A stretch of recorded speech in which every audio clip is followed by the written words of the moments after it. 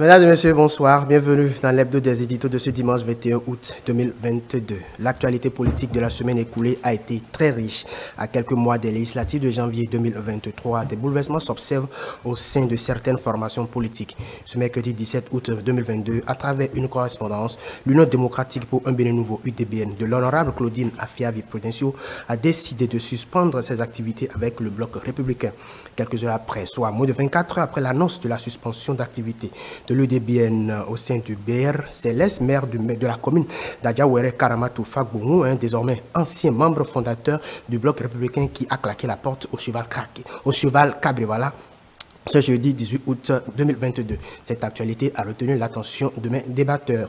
Une autre information qui a circulé depuis quelques jours sur différentes plateformes a fait état de ce que l'ancien ministre Valentin Adéti-Roulé et son parti politique Dynamique Unitaire pour la démocratie et le développement DUD seraient en train de vouloir faire alliance avec la mouvance. Quel regard portent mes invités sur cette information? Nous en parlerons dans cette émission. Et si le temps nous le permet, nous abordons également la question relative à la loi portant fixation des centres de vote en République du Bénin. Et pour aborder toute cette thématique, je reçois dans ce plateau Jean-Servais Aguégué. Bonjour. Oui, bonjour aussi. Merci de répondre à notre invitation. Le plaisir renouvelé. Voilà. L'autre invité, il s'appelle, il a pour nom, voilà, Florent Ressou, secrétaire général, secrétaire à la rédaction de l'hebdomadaire La Croix du Bénin. Florent Ressou. Sinon, bonjour. Bonjour, Sire. Merci de toujours répondre à nos sollicitations. Je vous en prie, le merci à renouveler. Alors, Kamaroudine Arekba, DP, le révélateur du jour. Bonsoir et merci d'être là. C'est un plaisir.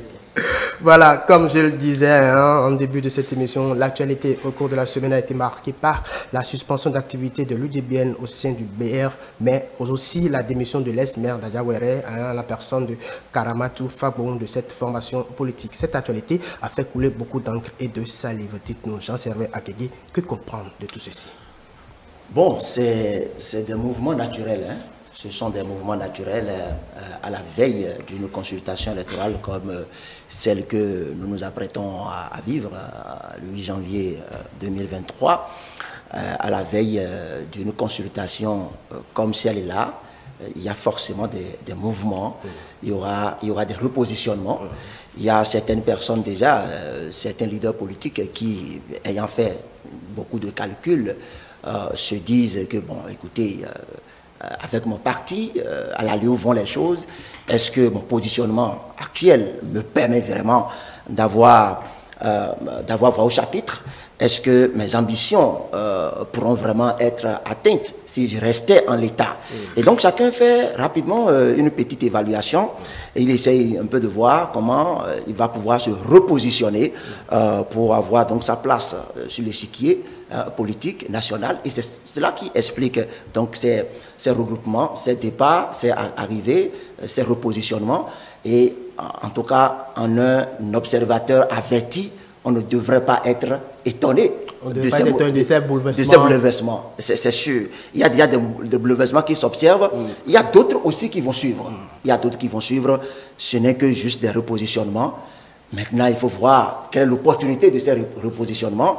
Est-ce qu'on est vraiment en train d'aller à la place où on doit pouvoir être pour être au soir, n'est-ce pas, de 8 janvier, au rendez-vous donc de résultats? Eh bien, je crois que c'est à l'exercice auquel nous serons conviés tout à l'heure. Alors, Florent Rossinon, quel regard portez-vous sur cette actualité? C'est une actualité qui prévisage de ce que, pour les législatives qui viennent, et il y a un grand mécontentement qui s'annonce au sein de la majorité présidentielle. Et vous venez de rappeler tout à l'heure les événements de ces derniers jours qui sont très édifiants. Et lorsque moi j'ai analysé les éléments de ces derniers jours, ça m'a vite rappelé la lettre pastorale des évêques du Bénin pour le carême 2022. Une lettre pastorale dans laquelle les évêques du Bénin tiraient déjà la sonnette d'alarme. Notamment à la page 8, les évêques disent: nous devons reconnaître que chaque fille et chaque fils de ce pays est responsable de la situation qui, par son dire intoxicant, qui, pour son agir peu honorable, qui, par son silence coupable, qui, par ses intrigues de bas âge, qui, par ses manœuvres dilatoires, au fait subtilement dissimulé sous des apparences nobles, qui, par l'émergence du bien commun, au profit de l'émergence de ses intérêts particuliers et partisans. Ça voudra dire quoi concrètement? Non, les évêques ne sont pas arrêtés là, ils ont continué, ils ont dit, pour finir là-dessus, ils ont dit, toutes les fois où nos intérêts personnels, ou ceux de notre région, l'emportent sur ceux du peuple et du vivre ensemble, nous effilochons le tissu national que nous évertuons pourtant à construire. Nous empêchons que les doigts bouchent la chatte trouée et nous bâtissons finalement, et nous bafouons finalement la devise de notre beau pays, fraternité, justice, travail. C'est dit en réalité que ce à quoi nous assistons aujourd'hui a été déjà, disons, prémédité, disons, a été conçu. Les évêques ont vu que dans notre environnement politique, il y a des actes qui ne participent pas du vivre ensemble. Et ils ont été prophétiques en donnant ce message fort dans la lettre pastorale qui date de mars 2022. Non seulement il y a quelques mois seulement. Il y a quelques mois. Non seulement ils ont été prophétiques. On pourrait dire que les évêques ont vu la chose venir. Ils ont vu la chose venir et ils ont alerté. Bon, nous savons que nos politiciens, ces derniers temps, n'écoutent pas ce que disent les autorités religieuses dans leur ensemble. Donc, il faut dire que il faut que les ténors, les responsables des partis qui soutiennent le chef de l'État, le président Patrice Talon, prennent déjà les taureaux par les cornes. Parce que ça s'annonce de grands mécontentements et de grandes frustrations. On va permettre à Kamarodine de donner son avis par rapport à cette actualité-là.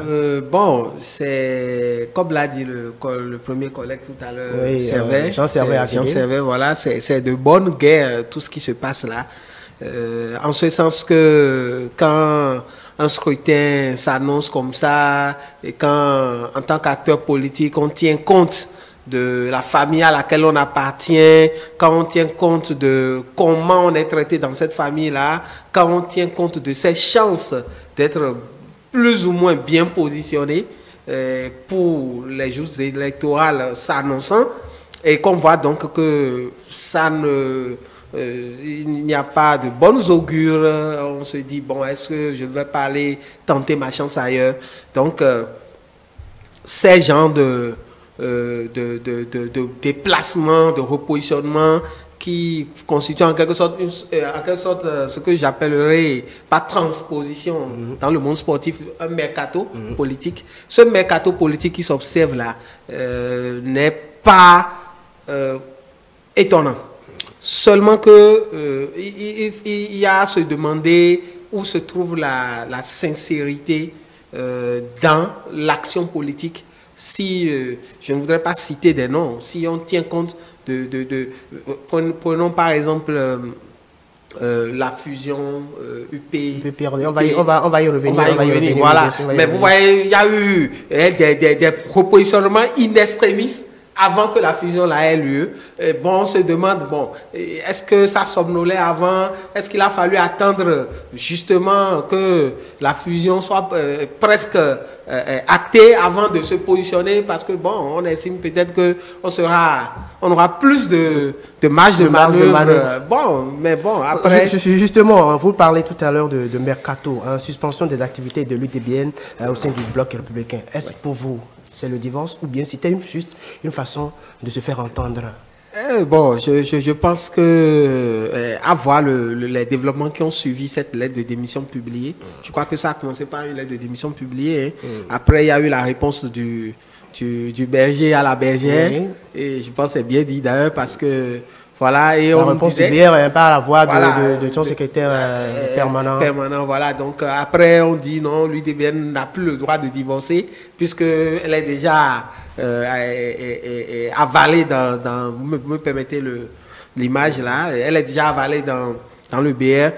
Mais hier, je ne sais pas si vous avez eu l'information, hier, le ministère de l'Intérieur aurait sorti la liste des partis reconnu officiellement, et je pense que l'UDBN est toujours considéré comme un parti à part entière, et donc a quand même la latitude toujours de se repositionner ailleurs. Et je pense que avoir déjà les déballages qu'il y a eu, le divorce pour moi est consommé. Hein. Le divorce pour vous est consommé. Jean-Servais Aguégué, vous êtes d'avis? Oui, je pense que le divorce est consommé. Je vais peut-être m'amuser un peu. Vous savez, c'est une femme qui est à la tête de ce parti politique. Et si la femme commence par parler de divorce, déjà une femme qui commence par dire, bon, je suspends eh bien, ma collaboration avec tel, eh bien, généralement, les femmes n'agissent pas rapidement comme ça. Surtout, quand une femme commence par dire à un homme, bon, je vais prendre mes distances vis-à-vis de toi. Alors, même s'il arrivait, eh bien, que cette femme commence par revoir sa position, il faut être suffisamment méfiant. Et donc, pour moi, je peux déjà dire que c'est un divorce eh bien, consommé. C'est un divorce consommé, oui. Vous le dites, vous le confirmez, vous l'avez martelé. Oui. Mais le système partisan avec la charte des partis politiques aujourd'hui, est-ce que, quand vous analysez cette situation, est-ce que l'UDBN aujourd'hui, malgré tout ce qu'on a eu à entendre, est-ce que l'UDBN aujourd'hui peut se dire que je n'appartiens plus à ce regroupement-là, même si ça avait été acté? Parce que l'UDBN a signé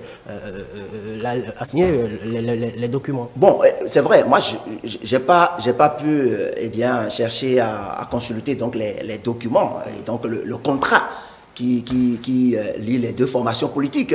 Je n'ai pas été jusqu'en profondeur pour voir, bon, est-ce que, selon les clauses du contrat, est-ce qu'une partie peut, à un moment donné, bien prendre cette distance vis-à-vis de l'autre? Je ne suis pas allé en profondeur pour le voir. Alors, si l'UDBN a eu le courage donc, de prendre cette décision-là, cela veut dire que quelque part, les documents et les tests eh bien, qui régissent la collaboration avec le bloc républicain, ça veut dire que c'est sûr qu'au niveau les documents le permettent. C'est sûr, les documents le permettent. Si elle a pu, donc je veux parler de l'Union, elle a pu donc prendre cette décision-là, cela veut dire que les clauses qui lient l'Union et le BR, c'est sûr que les clauses quelque part eh bien, ont laissé des failles. Et c'est peut-être ces failles-là que les leaders de cette formation politique sont en train de saisir pour pouvoir eh bien, prendre la décision de se repositionner.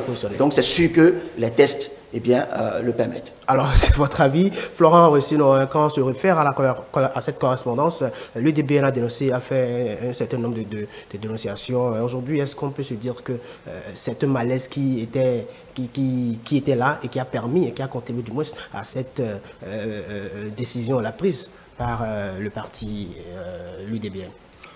Je ne dirais pas que c'est le malaise qui a conduit à cette décision-là, puisque c'est un cas d'indiscipline. Il faut le dire clairement. La charte des partis politiques parle de fusion.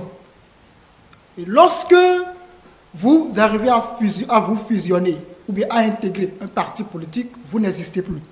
Donc, normalement, si on s'en tient à la charte des partis politiques, l'UDBN, par la fusion effectuée en octobre 2021 avec le bloc républicain, n'existe plus. Donc, il ne s'agit plus aux militants ou aux responsables de l'UDBN de revendiquer encore une appartenance à l'UDBN. C'est fini ça. Il leur faut maintenant dire « je suis bloc républicain ». Maintenant, si vous avez, dans toute famille, non, moi, quand on était en cours à l'école, il y a un professeur qui me disait « les murs, les problèmes, il y a les problèmes dans toutes les maisons du Bénin. Ce sont les murs qui les séparent. » Donc, quand vous êtes dans une famille et qu'il y a un problème, vous essayez de régler ce problème dans la famille. Vous ne quittez pas la famille, vous ne faites pas des sauts d'éclat, pas des humeurs d'éclat, et vous partez, et après dites que non, c'est pour affaire de trahison, les militants se sentent lésés. Mais de quels militants parlons-nous? Les militants dont ceux qui sont montés au créneau pour dire qu'ils ne sont plus dans le BR, ces militants n'existent plus. Disons, les militants du parti dont ils parlent, disons le parti du moins n'existe plus. Parce qu'ils disent que, en fait, que les militants à la base ont fait le rapport de ce qu'ils ne se sentent pas concernés, disons, impliqués dans la gestion du nouveau parti, du parti BR. Et autres, non. Mais quand on ne se sent plus à l'aise quelque part, est-ce qu'on n'a pas le droit de le faire savoir? Oui, il faut le faire savoir. Mais nous sommes dans un contexte où, pour le faire savoir, ce n'est pas du dehors qu'il faut le faire savoir. Il faut le faire savoir de l'intérieur. Ce n'est pas en claquant la porte qu'il faut le faire ça. Puisque même en claquant la porte, tout à l'heure, Arekma disait que le ministère de l'Intérieur reconnaît toujours l'UDBN comme un parti politique. Je pense que c'est une anomalie. Parce que l'UDBN n'existe plus. Mais est-ce qu'on avait, on ne parlait pas d'une fusion, ou bien on ne parlait, je préfère peut-être qu'on appelle ça une alliance. En fait, si entre les deux partis, si c'était une alliance, bon, ok. Si c'était que le BR, est-ce que dans les clauses qui liaient les deux partis, est-ce que le BR a phagocyté l'UDBN? Alors si c'est ça, ok, on peut dire que l'union n'existe plus. Mais si à un moment donné, l'union peut toujours agir en tant que parti, cela veut dire qu'entre-temps, eh bien, l'union n'avait pas été phagocytée par le BR. Donc chacun, peut-être, on se met ensemble. Peut-être que c'était un écart de langage que de parler peut-être de fusion. Sinon, en principe, pour moi, quand on parle de fusion, ça veut dire que les deux partis, en principe, devraient disparaître et réapparaître sous un autre nom. C'est-à-dire que les deux se mettent désormais dans un même emballage, et on ne voit plus le BR, on ne voit plus le Bloc républicain, et donc les deux devraient quand on dit c'est une fusion, cela veut dire que c'est carrément un autre corps. Donc pour vous, le DBN devait disparaître, le Bloc républicain aussi devait disparaître, non, je dis, légitimement. Peut-être que c'était un écart de langage, c'était un habit de langage, si on parlait de, je ne sais pas comment ils ont, est-ce que c'était une union, on n'avait pas parlé, c'était une alliance, si c'était sous forme d'alliance, ce qui se passe maintenant peut se passer. Mais si ce n'était pas une alliance, si c'était une fusion, les deux devraient, en principe, on ne devrait plus entendre BM, on ne devrait plus entendre l'UDBN. Et donc, cela veut dire que le verre est dans le feu. Oui, un instant. Les tests qui lient les deux parties. Non, mais j'en sais rien. Oui. Il faut... Un instant, permettez-le. En octobre 2021, quand il faisait la fusion, moi j'ai regardé les vidéos. Et le président, le secrétaire général national du Bloc Abdoulaye Biotchane ne peut pas aller ne peut pas opter pour une mise ensemble. Parce que même l'achat des partis politiques ne parle pas de mise ensemble. C'était une union. C'était une fusion. Une fusion, ça veut dire les deux partis devaient disparaître. Ils étaient partis pour une fusion. Oh bah. Maintenant, attendez, moi je suis dans les faits. Juste quelques secondes va permettre à Arekma de placer un mot. Quand vous consultez bien les faits de l'acte qui a été posé en octobre 2021, ils sont partis pour une fusion. Et maintenant, dans la fusion, seulement dans la fusion, l'UDBN n'a pas été très responsable pour imposer certaines choses. Okay. C'est cela. Oui, sauf erreur de ma part, je pense que cette notion de fusion, depuis que les grands partis politiques ont été mis en place au lendemain de la loi votée pour la réforme du système partisan en 2018, voilà, depuis que c'est mis en place, le thème fusion n'est venu réellement que par rapport au PRD et à l'Union progressiste. D'accord? Mais là, ils ont relativisé. Et là, on sait que les deux se mettent ensemble pour créer un nouveau bloc ou bien un nouveau parti. C'est acté, on va y revenir certainement. Mais quand je prends le cas de l'UDBN avait adhéré à oui, c'était juste une adhésion. Comme beaucoup d'autres partis politiques, les partis politiques de l'ancien système partisan, les mouvements politiques, beaucoup d'entre eux avaient adhéré au grand parti. Certains ont même en temps adhéré à l'UDBN même. Parce que ce dont nous parlons, l'UDBN est un grand parti politique, est un parti politique du nouveau système partisan régulièrement constitué qui a tous ses papiers administratifs. Maintenant, si l'UDBN adhère, il y a un an en arrière, au Bloc républicain, sans aucun formalisme, sans aller retirer, sans demander l'annulation, je ne sais pas, de son récépissé et autres, et que donc un an après, il s'estime méprisé ou bien, en tout cas, pas écouté, qu'il veut se retirer, si en temps le BN n'a pas veillé à ce que les papiers de l'UDBN soient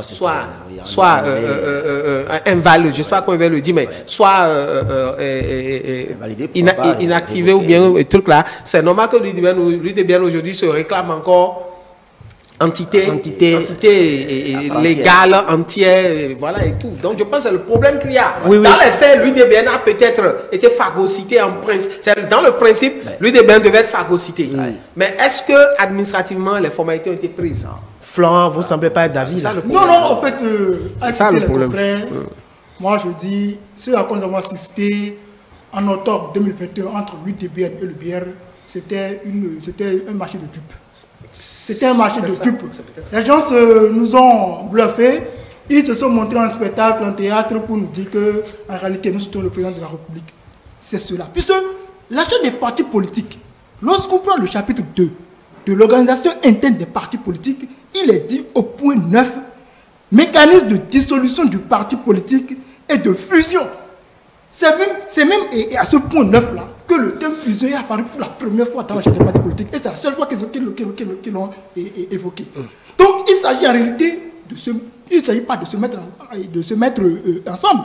Il s'agit en réalité de disparaître lorsqu'on décide d'aller à un grand bloc.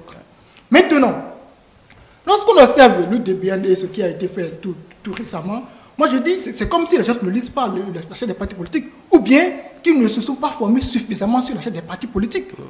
Et qu'il faut maintenant que nous allions à une formation véritable des acteurs politiques sur la charte. Aujourd'hui, on parle de mariage. On parle de mariage. Mais c'est un thème inapproprié. Et même si on doit utiliser cette affaire de mariage entre le parti politique et autres là, mais nous, en religion, on parle de l'indissolubilité du mariage. Ça veut dire quoi? Si on adoptait le thème inapproprié du mariage dans le contexte politique, c'est que si vous scellez le mariage, vous perdez votre souveraineté. Mais l'UDBN réclame encore une souveraineté. Mais à quoi est-ce qu'il nous expose?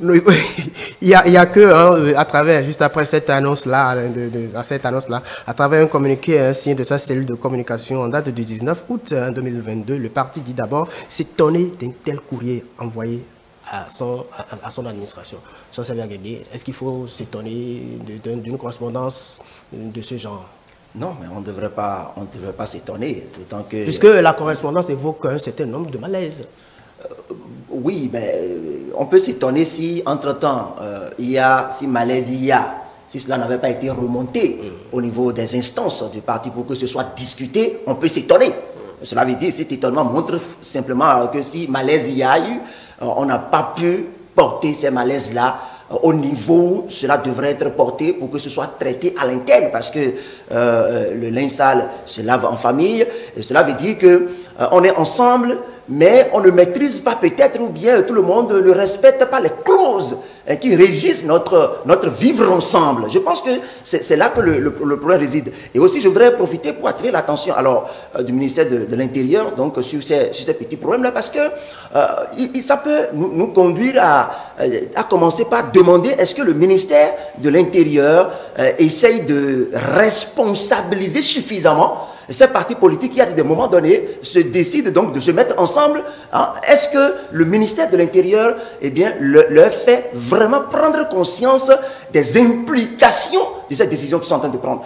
Sinon, comme le disait mon confrère tout à l'heure de Le Révélateur, si le ministère de l'Intérieur a publié un communiqué après donc le départ annoncé donc de l'UDBN, si le ministère de l'Intérieur a publié un communiqué pour mettre encore l'UDBN sur la liste donc des partis politiques qui ont une existence légale en République du Bénin, eh bien, on pourrait véritablement être amené à se poser des questions, de dire mais où est-ce que nous sommes? Finalement, qui gère, qui dirige. Il y a quand même quelque chose qui se passe, on ne comprend pas. Oui, dit n'arrête pas. Oui. Le même bloc républicain précise que l'accord de mise ensemble entre le BR et l'UDBN consacre l'absorption de l'UDBN par le BR. L'absorption. Oui, c'est ce que je disais. C'est-à-dire que dans les faits et dans la compréhension collective, il y a un an, c'était que l'UDBN se laissait absorber, phagocyter, tout simplement. Maintenant, voilà, mais là, si nous allons, si dès demain, l'une de nos rédactions, que ce soit celle de Le Révélateur du jour ou l'une des vôtres, allait au ministère de l'Intérieur peut-être pour aller en profondeur sur le sujet, on va découvrir, j'en suis presque sûr, qu'aucune formalité n'a été faite. Okay. C'est probablement ce qui s'est passé et c'est pourquoi aujourd'hui... Aucune formalité qui consacre l'absorption réelle de l'UDBN. Alors s'il en est ainsi, le parti peut encore se réclamer existant. Ouais. Souvenez-vous du conflit avec le Niger pour l'île de l'été. Les Béninois, si je ne me trompe pas, c'est les Béninois qui occupent plus l'île quand le procès a eu lieu. Ouais, mais au niveau des documents administratifs, c'est le Niger qui a fait des formalités. Du coup, c'est revenu au Niger. Voilà. Vous voyez, donc c'est un peu ça. Et moi, j'aimerais faire une dernière remarque sur ce sujet. Oui, allez-y. Très rapidement. Les partis qui aujourd'hui, comme l'UDBN, veulent se retirer d'un engagement comme celui fait avec le BR ou certains acteurs politiques clés, je disais à l'entame de mes réflexions tout à l'heure, la période s'y prête parce que c'est ce qu'on a toujours fait. Ouais. Alors, mais en même temps, il faudrait se demander s'il y a réellement de la sincérité dans ces genres de comportements. Parce que, souvenez-vous, hein, au moment où les anciens partis politiques ont dû se mettre ensemble, hein, pas dizaines ou pas dizaines, hein, au pluriel bien sûr, pour constituer les grands partis politiques, l'UDBN et le PRD étaient les seuls partis de l'ancien système qui a gardé leur logo et leur qui ont tout fait pour se redimensionner, pour ne pas dire se surmentionner et être toujours tel quel dans le nouveau système. Donc quand l'UDBN, peut-être ayant des difficultés dans le grand ensemble qu'est le BR, remarque que le PRD arrive aujourd'hui à s'entendre finalement avec un des grands blocs pour tout au moins garder un minimum de ses identités. Voilà, donc l'UDBN s'est peut-être aussi dit, et ça c'est à la décharge du BR, ils se sont peut-être dit au niveau de l'UDBN, bon, nous aussi on va peut-être quitter le BR et aller vers le bloc, enfin aller vers peut-être l'UP pour voir si nous-mêmes on peut garder certains de nos attributs, en tout cas pour pouvoir... si on vous comprend bien, est-ce que c'est pas parce que ce qu'on est en train de voir du côté du PR de l'Union progressiste, c'est ça qui a contribué au fait que... ça a pu contribuer aussi. Qui a permis à l'UDBN d'agiter un peu les choses pour que le BR puisse... Merci, pourquoi pas. C'est en cela que on pourrait se dire peut-être que le divorce n'est pas totalement consommé, peut-être que c'est une forme de chantage pour pouvoir être mieux... voilà, parce que de toute façon ils ont dit suspens, ils n'ont pas eu de suspension. Donc c'est peut-être une forme de chantage aussi pour pouvoir être mieux traité et vouloir peut-être que le BR fasse pareil que l'UP. Florent aussi, non? C'est possible. Non, moi je veux dire chantage, appel de pied. Quand on fait un appel de pied, on le fait de l'intérieur. Je continue de le dire. On ne vient pas éclabousser les affaires internes et à la surface devant les presses. Non.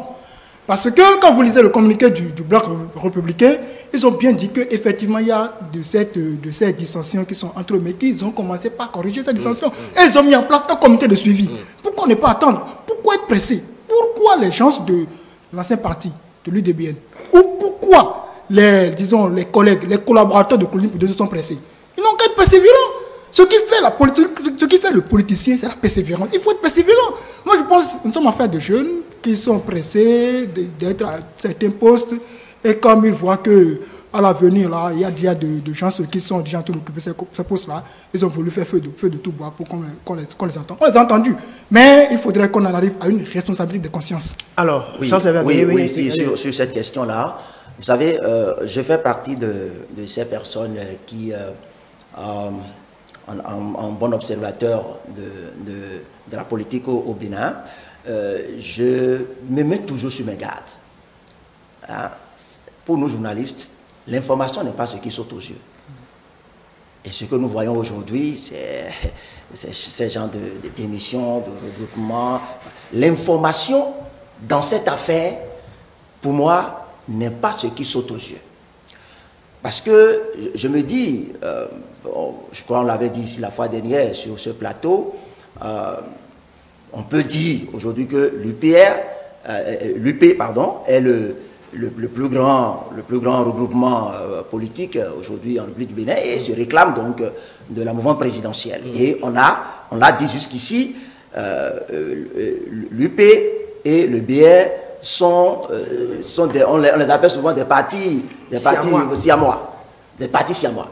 Alors je me dis, est-ce que au niveau de la mouvance présidentielle, est-ce qu'il n'y a pas peut-être une réflexion en cours pour voir comment, tout doucement, finalement, revenir simplement à un seul bloc, finalement, pour que ce soit, quand on parle de la mouvance présidentielle, que ce soit finalement un seul bloc qui défend les couleurs de la mouvance présidentielle. Alors, si, eh bien, ce soupçon arrive peut-être à se confirmer, cela veut dire que c'est une stratégie peut-être pour tout doucement vider le BR de toute sa substance et finalement... on va y revenir. C'est des réflexions. C'est de la réflexion.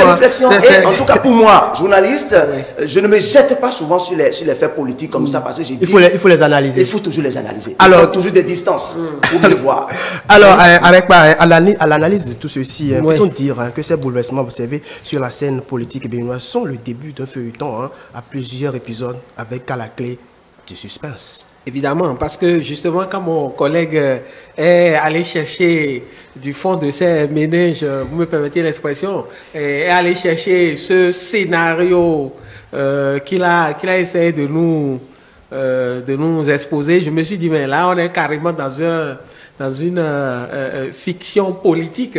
Et là, justement, c'est peut-être toute une saison avec plusieurs épisodes. Et on est au début, parce que vous savez, de maintenant, où nous sommes dans le mois de... on est en août, mois d'août. Tout à janvier, il y a encore beaucoup de choses qui peuvent se passer. Il y a beaucoup de choses qui peuvent se passer. Donc, on est là et... En fait, nous, c'est notre matière. L'actualité, les bouleversements, les faits, c'est notre matière. Ce que font cette réflexion, mon cher ami, c'est que ce n'est pas le seul débat à annoncer oui, justement, oui. Il y a d'autres... On va justement y arriver. Et vous le disiez, aujourd'hui. C'est Arepa qui nous passait l'information. L'UDBN fait partie, à travers le communiqué dont vous parlez, à travers ce message dont vous parlez, l'UDBN fait partie désormais, toujours des partis politiques. Nous l'avons déjà à la confirmation de ce que vous avez dit. Ça veut dire qu'il y a un bataille juridique qui est en perspective. Oui, un bataille, il y a une bataille du moins juridique. Une bataille, juridique qui est en perspective. Mais, il faut, moi je souhaite que cette bataille, que ceux qui vont intervenir dans cette bataille soient lucides. Lucide pour nous éclairer. Moi, je ne suis pas juriste, mais je suis un analyste des faits. Monsieur le journaliste, d'abord, c'est les faits. Et qu'on mette le débat sur tapis, que les services du ministère de l'Intérieur fassent le travail.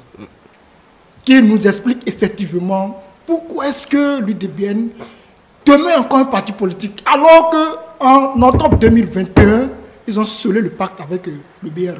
Et en selon le pacte, ils n'ont pas été exigeants pour dire nous selon le pacte, allons à un nouveau parti politique.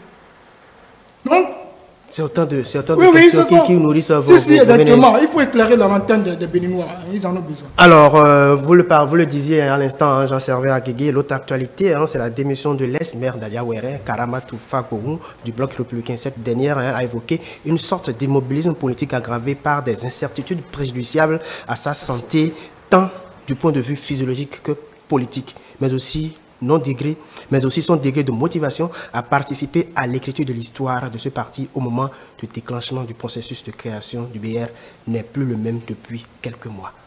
Quelle analyse en faites-vous, Kamaroudine?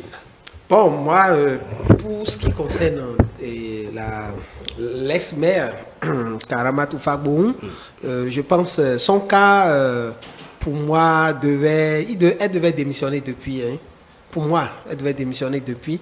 Elle aurait pu le faire dans la même période même que le ministre en charge de la culture, Jean-Michel Abimbola. Elle aurait pu le faire depuis lors. Donc du coup, pour moi, quand cette lettre aussi a été publiée au cours de la semaine, je me suis dit, mais tiens, elle vit toujours. Pourquoi elle n'a pas fait ce geste-là depuis? Puis souvenez-vous un peu, pourquoi on l'appelle ex-maire d'Adiawere? On se rappelle cette histoire-là. Je ne voudrais pas revenir sur l'épisode, mais on sait ce qui s'est passé. D'accord, elle a été maire pendant à peine quelques mois parce que justement, il y a eu des trucs là entre eux. Donc du coup, celle-là, moi je trouve que elle doit avoir de bonnes raisons de s'être retirée comme ça du BR et voilà, de chercher à se repositionner, même si pour ma part, au niveau de le révélateur du jour, on s'est interrogé, mais pourquoi maintenant? Parce que justement, elle aurait pu le faire depuis. Pourquoi maintenant? Voilà, elle le fait, et puis en même temps, elle va rapidement au niveau du PRD avant la fusion ultime qui vient d'avoir hier. Donc bon, mais bon. C'est les fondements, l'origine de ce comportement, de ce repositionnement est quand même assez partagé. Est-ce que le départ de Karamatou Fagbou, on peut dire que la saignée continue au sein de l'autre république? Bien sûr, c'est ce que nous observons. La saignée continue. Et moi, je pense que nous devons aller au-delà de tout tous ces faits que nous observons pour voir un peu quelles pouvaient être les raisons profondes qui justifient ces départs. Pourquoi les gens ne partent pas? Alors, mon analyse va dans deux sens. Pourquoi est-ce que nous ne voyons pas des débats comme ça au niveau de l'autre bloc? Alors, cela sous-entend deux choses. La première chose, oui, c'est qu'au niveau alors du management du parti, cela veut dire qu'il y a un problème. Il y a un Vous pensez à un problème de leadership? Non, je demande, je dis, ça c'est mon analyse. Ça c'est des analyses que j'ai faites. Je suis en train de réfléchir à haute voix pour voir un peu les pistes sur lesquelles on pourrait aller. Cela veut dire qu'il y a forcément un problème donc, au niveau du management. Cela veut dire qu'on n'arrive pas à gérer les différentes entités qui composent, n'est-ce pas, le bloc. On peut aller donc sur la piste, n'est-ce pas, d'un problème de leadership au niveau du parti.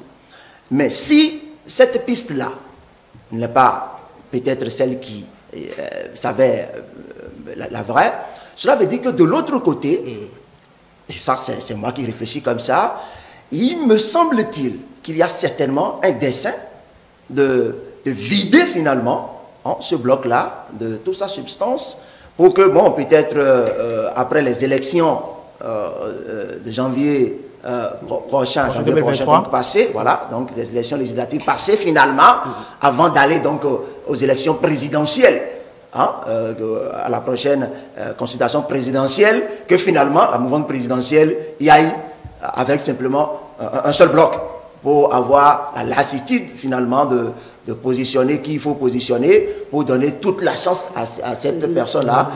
Parce que le risque que nous courons très souvent, c'est que généralement, les partis politiques n'arrivent pas jusqu'à présent à faire élire un candidat aux élections présidentielles. Et vous allez voir que les options qui ont été prises depuis quelques mois, ou bien quelques années alors derrière nous, c'est de faire de telle sorte que finalement le prochain président soit issu d'un parti politique. Alors si c'est comme ça, si comment dire, la mouvance présidentielle ne veut pas totalement perdre la main, alors il y a alors intérêt à travailler comme ça pour que finalement on arrive aux élections avec un seul parti. Donc pour moi, c'est tout cela qui justifie un peu cette... Alors Flore, sinon on se rappelle cette démission-là de Jean-Michel Abimbola. On se rappelle également cette démission-là dans la 6e circonscription, également dans la 20e circonscription. Tout cela, c'est des gens qui sont partis du bloc républicain. Aujourd'hui, est-ce qu'on peut dire, avec ces récents mouvements au sein du bloc républicain, que le bière se vide? Bon, oui, on peut dire que le bière se vide. On peut le dire. Et Jean Servet j'adhère à ce que Jean Servet a dit, c'est qu'il se pose un problème de management. Il se pose un problème de leadership. Et en décidant d'intégrer le PRD, Karamadou Fagbogou a pris un acte responsable. Voilà quelqu'un qui comprend l'essence de la charte des partis politiques. Elle n'a pas dit, mon parti quitte le BR. Elle a dit, je quitte le BR, j'adhère maintenant au PRD. Et quand on lit la charte des partis politiques au titre 2, article 11, on dit tout citoyen jouissant de ses droits civils et politiques est libre d'être membre fondateur et d'adhérer au parti politique de son choix. Il est tout aussi libre d'en démissionner. Donc, Karamadou Fagbogou a posé un acte responsable. Contrairement à ceux qu'on a évoqués qui sont dans le divertissement, c'est un acte qui répond en réalité à ce que la charte des partis politiques a prévu. Alors, Jean Servet Agégué, Karamadou a posé un acte responsable, vous êtes d'avis? Forcément. Maintenant, cela veut dire aussi que dès qu'elle est là où elle est maintenant, elle s'est positionnée au niveau donc, du PRD, et finalement, le PRD est allé maintenant. Le PRD qui n'existe plus officiellement. Il n'existe plus. Je voudrais vraiment que ça soit suffisamment très clair, qu'on comprenne. Non, en fait, c'est là. On ne s'entend pas sur les expressions, et c'est ça qui justifie tout après. Cela veut dire que si demain, elle ne se retrouve plus, eh bien, elle ne se retrouve pas à l'aise dans cette nouvelle formation politique, elle va aussi démissionner. Et cela montre aussi que nos leaders politiques, en principe, n'ont pas forcément ce qu'on peut appeler une certaine conviction. C'est vrai, tout ce qui est permis, et mon collègue peut être d'accord avec moi, tout ce qui est permis tout ce qui est permis n'est pas utile. Hein? Donc on peut me permettre de démissionner sans que je prenne la décision forcément de démissionner. Alors, parce que je fais partie, en adhérant donc à cette formation, c'est toute une conviction qui est en jeu. Et on peut toujours essayer quand même de travailler. Oui, rapidement. Comprendre que la démission de Karamatou Fagbongo est une démission bien argumentée. Elle a posé des problèmes de santé, des problèmes qui sont liés à sa vie. Et nul ne peut atteindre à l'intégrité de citoyens. Alors, Dina Rekpa, votre avis très rapidement. Bon, moi, je pense que je l'ai dit, je le répète, Karamatou Fagbongo a parfaitement raison de se retirer comme elle l'a fait, compte tenu de comment les choses sont passées au niveau de la mairie qu'elle voulait diriger. Et puis voilà, donc... Bon, elle pourra encore quitter l'UPR ou truc là si L'Union progressiste le renouveau et aller se positionner peut-être au Mouélé Bénin qui tient toujours à rester seul. Alors, on va aborder les dernières questions par rapport à ce sujet-là très rapidement. Aujourd'hui, avec toute l'actualité qu'on a autour de cette du BR et de tous les bouleversements possibles qu'on a eu à constater au sein de la formation politique, à votre avis aujourd'hui, que faut-il au BR pour se redorer le blason? Dina Rekpa.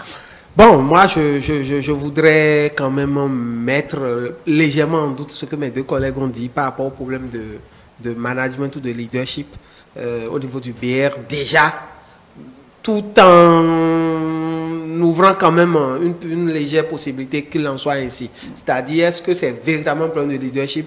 En tout cas, si le dernier communiqué du BR par rapport au retrait de l'UDBN ou bien à la suspension des activités de l'UDBN dans cet ensemble-là, si le communiqué est sincère, ils ont mis un comité de suivi en place, ils l'ont dit, pour essayer de régler les dissensions entre eux.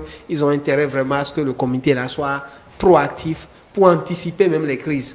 Parce que je pense que si le BR, si le dessin politique caché derrière n'est pas effectivement de vider le BR de sa substance pour que ça puisse aller vers l'autre ensemble très facilement et que ce BR-là veut tenir debout vraiment, il faudrait quand même que le BR se mette en place les instances qu'il faut pour qu'on puisse espérer que le parti la tienne. Très rapidement, je vais prendre votre avis quelques secondes.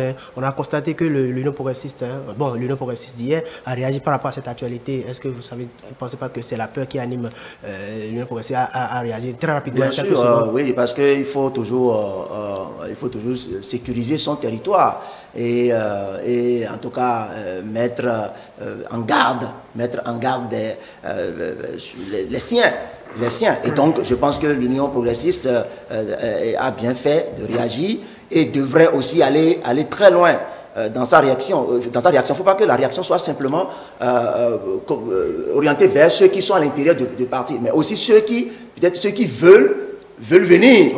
Parce que c'est aussi ça. Il ne faudrait pas qu'on vienne pour venir bousculer. Mais c'est justement ça. La mise en garde là, c'était justement à l'endroit de ceux qui sont en train de démissionner d'ailleurs. Voilà. Il ne faut pas qu'ils fassent des démissions opportunistes pour venir encombrer. Voilà. Florent aussi. Il faut se réjouir de cette réaction de l'Union progressiste. Oui. C'est une réaction qui montre qu'il y a une éthique qui est en train d'entrer en politique. Oui.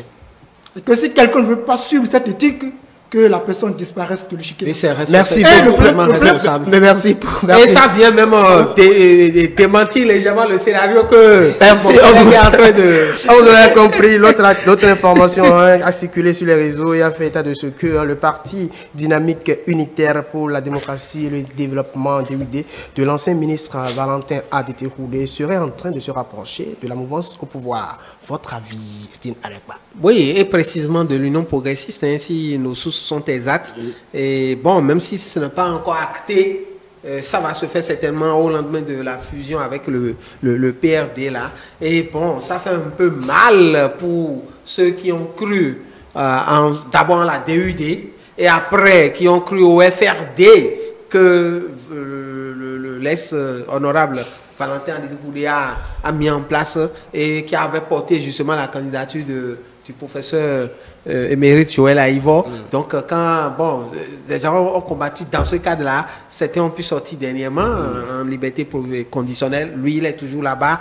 Et puis voilà, bon, ça fait un peu mal pour eux. Mais après, on ne peut pas interdire à notre cher Valentin Kouré de vouloir se positionner à la veille des législatives. Jean-Servais Aguégué. Oui, non, je suis d'accord avec mon collègue qui le dit. Vous savez, la politique, la vie politique, sinon l'animation de la vie politique, c'est comme rouler à vélo. Et tant que vous essayerez d'avancer, vous allez tenir. Mais quand vous cessez de pédaler, eh bien, vous tombez. Et donc, en tant que formation politique, aujourd'hui, le parti donc de l'honorable Aditi Kouré a aujourd'hui tout intérêt à essayer de trouver le mécanisme nécessaire pour continuer toujours d'exister. Vous savez, dans la circonscription électorale dans laquelle opère, n'est-ce pas, Kouré, je pense que c'est la 6e circonscription électorale, eh bien, dans cette circonscription électorale, Aditi Kouré n'est pas n'importe qui. Je crois que c'est depuis très longtemps, c'est la première fois eh bien, qu'il n'a plus pu avoir donc l'opportunité de retourner, n'est-ce pas, au Parlement. Et donc, quand vous allez à Zé, à Tofoye environ, c'est beaucoup de personnes quand même qui prennent Valentin Aditi Kouré comme un leader. Et il influence beaucoup la vie politique donc, dans ce territoire. Et vous savez, je connais un peu le milieu à Izo, pour être aussi un peu de cette localité-là. Vous savez, en milieu à Izo, c'est des gens quand même qui ont une certaine fidélité, en tout cas de la base, vers ces leaders-là. Et jusqu'aujourd'hui, ceux qui se reconnaissent en la personne donc de Aditi Kouré ne sont pas prêts à croire en quelqu'un d'autre, même si la personne est de la même localité que Kouré. Et donc, c'est un peu dans ces milieux, c'est un peu comme ça, eh bien, ça fonctionne. Et donc, prendre aujourd'hui la décision quand même de trouver le mécanisme nécessaire pour continuer d'exister, je pense que ce sera vraiment salutaire pour aussi l'avenir politique de l'ancien ministre et donc d'Aditi Kouré. Je crois que il a tout intérêt à trouver le moyen de continuer d'exister. Alors, Florent Roussillon. Valentin Aditi Kouré se trouve dans une difficulté terrible par rapport aux positions, aux postures qu'il a tenues par le passé. Vous voyez, il est membre du front pour la restauration de la démocratie, un front qui a derrière, qui regroupe ceux qui sont contre la gestion du pouvoir de Patrice Talon. Maintenant, on lui propose de rejoindre la mouvance présidentielle. Je pense qu'il s'agit de rectitude. Il s'agit de faire preuve de rectitude. Jean-Servais Aguégué a parlé tout à l'heure de pédalage, que quand il faut savoir pédaler. Mais il faut savoir pédaler dans le bon sens. Dans le bon sens. Et il faut être respectueux de ceux qui ont eu à faire des combats ensemble. Dans le parti, dans la DUD, il y a Léon Bani Biabigou. Il y a Hélène Aholou Keke. Il y a Oudou Ali, qui ont des frustrations par rapport au régime en place. Mais si aujourd'hui, si cette information a circulé, ça voudra dire qu'il y a eu des préalables. Non, justement. Permettez, je vais juste vous relancer. Vous savez, l'arrêt la charte des partis politiques a été clair. Quand vous ratez 3 élections consécutives, vous disparaissez. Et vous êtes d'accord, vous êtes d'avis avec moi que la DUD a déjà raté 2 élections, dont les communales de 2020. Vous voulez que ce parti reste là et meurt de cette façon? Non, je ne demande pas à Aditi Kouré de rester dans une posture jusqu'au boutiste et autres, mais je demande à ce qu'il y ait tout au moins de la rectitude dans ce qu'on fait. S'il veut aller aux élections, il y a un parti de l'opposition. Même si les démocrates sont encore là, puisqu'il y a beaucoup qui sont en train de le tchatcher, d'accord, mais il y a un parti de l'opposition. Mais sur le coup des spéculations, là, on a encore rien de confirmer sur le coup des spéculations. S'il veut rester fidèle à ses idéaux politiques, fidèle à ceux qui le soutiennent, il y a un parti de l'opposition qui s'allie avec les FCBE. On l'aurait compris de sa démarche. Est-ce qu'il est défini pour un parti politique de demeurer éternel opposant, Jean-Servais Aguégué? Non, en fait, je pense que, comme je l'ai dit tout au début de ma première prise de parole, en politique, c'est des jeux. Et on essaye toujours, compte tenu donc des enjeux que l'on a en face, on essaye toujours de voir où se positionner pour avoir plus, n'est-ce pas, de chances de réussir. Alors, si cette décision-là, par exemple, est motivée, c'est une décision propre, c'est-à-dire une décision prise par Oudé lui-même, cela veut dire que quelque part, il s'est rendu compte que la posture qu'il avait prise ne lui permet pas donc de continuer d'exister. Si tant est qu'il doit continuer, n'est-ce pas, son avenir politique, il s'est rendu compte que bien, cela ne lui permet pas. Et donc, alors, s'il a décidé donc de revenir, cela veut dire que c'est une bonne chose. Si cette décision est de lui-même. Mais aussi, vous savez, en politique, on peut... vous êtes un très bon politicien et vous managez bien quand vous arrivez à convaincre hier ceux qui étaient vos détracteurs à commencer finalement par manger à la même source que vous. Et donc, si cette décision n'est pas motivée par, c'est pas une décision prise par l'intéressé lui-même, et donc motivée par des actions extérieures, cela veut dire que les éléments de la mouvance présidentielle quand même ont su bien faire le jeu pour que ceux qui étaient hier leurs détracteurs ont commencé désormais par les rallier. Alors, et je crois que pour l'Union au Bénin, pour comment dire les choses, pour que les choses puissent aller très bien, bon, on ne peut pas demander autre, on ne peut pas demander, même quand bien même, si dans un pays tout le monde parle le même langage, cela ne challenge pas celui qui est aux affaires. Parce que si vous n'avez pas de détracteurs, cela ne vous motive pas à l'action. Voilà, juste quelques secondes pour quitter ce plateau. Ce sera votre mot de la fin déjà, à Dina Arekpa. D'accord. Le mot de fin. Hein? Oui. Ça passe très vite. Oui, par rapport aux deux sujets. Bon, par rapport aux deux sujets, je crois que tout ce dont nous avons débattu aujourd'hui, c'est à cause des législatives de 2023. Hein, c'est la raison principale. Donc, il reste à espérer que véritablement tous les acteurs politiques, dans la mesure du possible, fassent le nécessaire pour que les élections là se passent bien et que nous ne vivions pas le scénario de 2019. C'est le plus important. Merci. Non, je pense que c'est très important et c'est dans ce sens-là qu'il faut voir un peu l'appel de mon collègue tout à l'heure quand il lisait un peu le courrier donc, des évêques. Vous voyez, c'est très important. Nous devons savoir que autant que nous sommes, que ce ne soit pas pour des raisons d'intérêt politique, d'intérêt personnel, que nous mettions donc l'avenir du pays en danger. Donc nous devrons savoir que quels que soient les choix que nous devrons faire, nous devons donc faire des choix pour que, au soir des élections législatives de janvier prochain, nous puissions toujours avoir la possibilité d'aller, de venir et de ne pas observer ce qui s'observe ailleurs, parce que tout cela n'est pas béninois. Alors, Florent, aussi, non? Oui, c'est le cardinal Bernardin Gatti qui dit toujours « Nul n'est plus grand que son pays ».